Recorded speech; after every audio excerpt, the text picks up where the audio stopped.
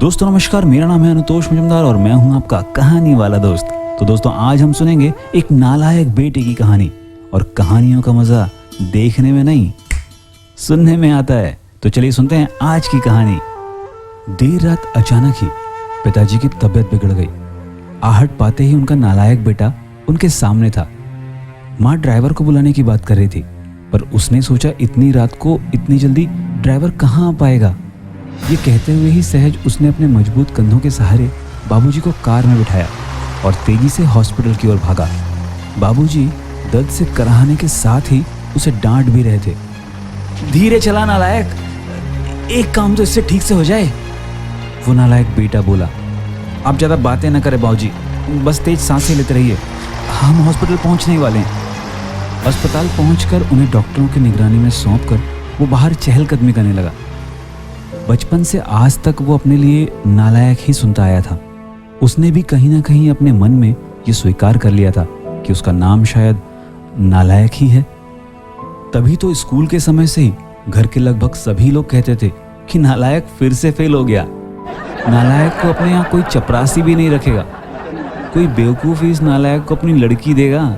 शादी होने के बाद भी वक्त बेवक्त सब कहते थे कि इस बेचारी के तो भाग फूटे थे जो इस नालायक के पल्ले पड़ गई। हाँ, बस एक माँ ही थी जिसने अभी तक उसके असल नाम को जीवित रखा था।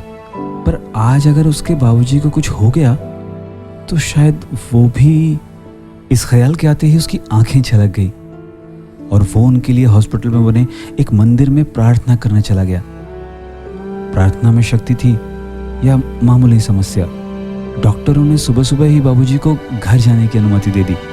सकुशल घर लौटकर उनके कमरे में छोड़ते ही बाबूजी एक बार फिर चीखे, छोड़ नालायक, तुझे तो लगा होगा कि बूढ़ा अब लौटेगा ही नहीं। वो नालायक जैसे ही उस कमरे से निकला तो माँ से रहा नहीं गया।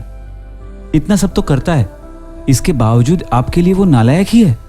विवेक और विशाल अभी तक सोए हैं, उन्हें तो अंदाजा भी नहीं कि रात को क्या हुआ। बहुओं ने शायद उन्हें बताना जरूरी भी नहीं समझा होगा, और ये बिना आवाज दिए, किसी को बिना परेशान किए। भगवान न करे कल कुछ अनहोनी हो जाती तो। और आप हैं कि उसे शर्मिंदा और डांटने का कोई मौका नहीं छोड़ते ना। कहते कहते माँ रोने लगी।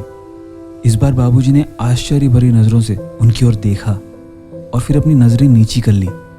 माँ रोते रोते बोल रही थी, अरे क्या कमी है मेरे बेटे में। हाँ, मानती हूं कि पढ़ाई में थोड़ा कमजोर था, तो क्या सभी होशियार होते हैं। वो अपना परिवार, हम दोनों को, घर मकान, पुश्तैनी कारोबार, रिश्तेदारियों के सब कुछ अच्छे से संभालता है। जबकि बाकी दोनों जिन्हें आप लायक समझते हैं, वो बेटे सिर्फ अपनी बीवियों और बच्चों के अलावा ज्यादा से ज्यादा अपने ससुराल का ध्यान रखते हैं। कभी पूछा आपसे कि आपकी तबीयत कैसी है? और आप हैं कि। बाबूजी बोले, सरला, तुम भी मेरी भावना समझ नहीं पाई, मेरे शब्द ही पकड़े ना। क्या तुम्हें नहीं लगता कि इतना सब होने के बाद भी इसे बेटा कहकर बुलाने का, इसे गले से लगाने का मेरा मन नहीं करता? क्या मेरा मन नहीं करता कि मैं दुनिया को बताऊं यही है मेरा लायक बेटा, जो बिना किसी स्वार्थ के अपने माँ बाप की सेवा करता है? क्या मेरा दिल पत्थर का है? हाँ सरला, सच कहूं तो बहुत दुख है इस बात का, लेकिन उस दुख से ज्यादा डर है मुझे कि कहीं ये नालायक उन दूसरों की तरह लायक ना बन जाए। इसलिए मैं इसे इसके लायक होने का एहसास अपने जीते जी तो नहीं होने दूंगा। मां चौंक गई। ये क्या कह रहे हैं आप? हाँ सरला, यही सच है। अब तुम चाहो तो इसे मेरा स्वार्थ ही कह लो। ये कहते हुए उन्होंने अपनी रोती हुई नजरें नीची कर ली और अपने हाथ माँ की तरफ जोड़ दिए, जिसे माँ ने झट से अपनी हथेली में भर लिया और कहने लगी, अरे ये क्या कर रहे हैं आप? मुझे पाप का भागी बना रहे हैं। मेरी ही गलती है जो मैं इतने वर्षों से आपको पूरी तरह समझ ही नहीं पाई। और दूसरी ओर दरवाजे पर वो नालायक खड़ा खड़ा सारी बातें सुन रहा था। वो भी आंसुओं से तरबतर हो गया था। उसके मन में आया कि दौड़कर बाबूजी को गले से लगा लूं, लेकिन ऐसा करते ही बाबूजी झेंप जाते। यही सोचकर वो अपने कमरे के अंदर दौड़ गया। कमरे में पहुंचा भी नहीं था कि बाबूजी की आवाज कानों में पड़ने लगी, अरे नालायक, वो दवाई कहाँ रख दी? गाड़ी में छोड़ दी क्या? कितना भी समझा दो, इसका एक काम ठीक से नहीं होता। और ये नालायक झटपट आंसू पोंछते हुए गाड़ी से दवाई निकालकर बाबूजी के कमरे की ओर भाग गया। बस यहीं तक की थी ये कहानी। आपको ये कहानी कैसी लगी मुझे कमेंट करके बताइएगा, और अगर अच्छी लगी हो तो अपने दोस्तों के साथ शेयर कीजिएगा। फिर मिलेंगे एक दूसरी कहानी के साथ।